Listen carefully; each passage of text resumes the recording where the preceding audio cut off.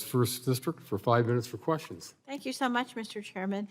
Mr. Chairman, I'm always happy to talk about overburdensome government regulation because unbelievably, maybe to Republicans, I'm opposed to that too.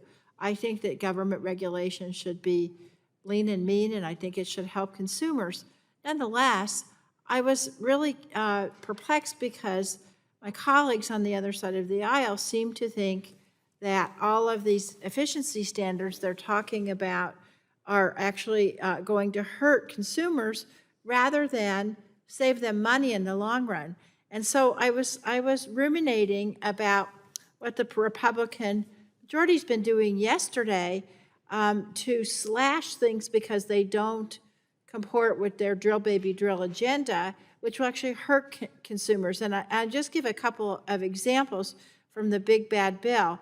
One, they slashed the energy efficient commercial buildings deduction to assist with the installation of energy efficiency appliances in commercial buildings. So this was money that was going to help people install these appliances so they could save money in the long run. Gone.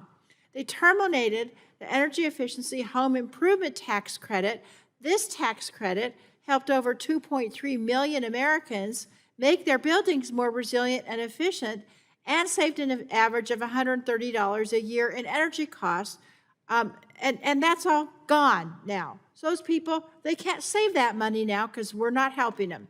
Just last week, my Republican colleagues voted to cut DOE's energy efficiency and renewable energy program by half in my home state of Colorado.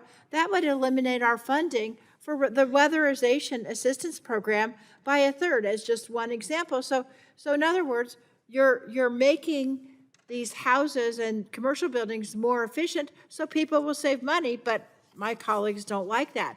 So, Ms. Saul Rinaldi, I want to ask you a couple of questions about the impact of cutting energy efficiency standards, because in my opinion, these standards create healthier, more comfortable indoor spaces, and in fact, they help with health issues, respiratory issues, and preventing chronic diseases like cancer, lower respiratory disease, and other things. So let me ask you, poor indoor air quality leads to more asthma incidences, causes colds, allergies, headaches, fatigue, and negatively impacts our mental health. Is that what studies show?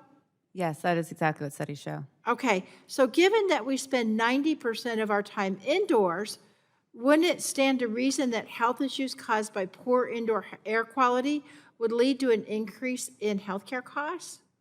Yes, yes. So, Mr. Chairman, I have here a study, and it's from UL Solutions, which concludes that negative health effects triggered by poor indoor environmental quality make up nearly 14% of healthcare costs. I ask unanimous consent to put that in the record. Without objection, so ordered. Thank you. Now, Ms. Saul Rinaldi, efficiency standards not only mitigate health risks, but modern building codes protect us during natural disasters by making our buildings more resilient. Is that right?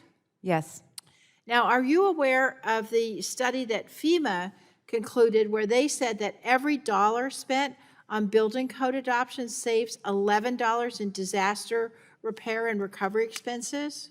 Yes, I am. So in an area like my home state of Colorado, which is facing our worst fire year since 2020, energy efficiency standards and weatherization programs have reduced energy bills by nearly 25%. Are you aware of that?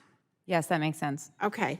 And so I guess the way I feel is if you really want to reduce the burdensome effect of the federal government's actions, then help people to make their homes and businesses more resilient and also more healthy so that they can save money and so that they can have better health outcomes. And with that, I yield back.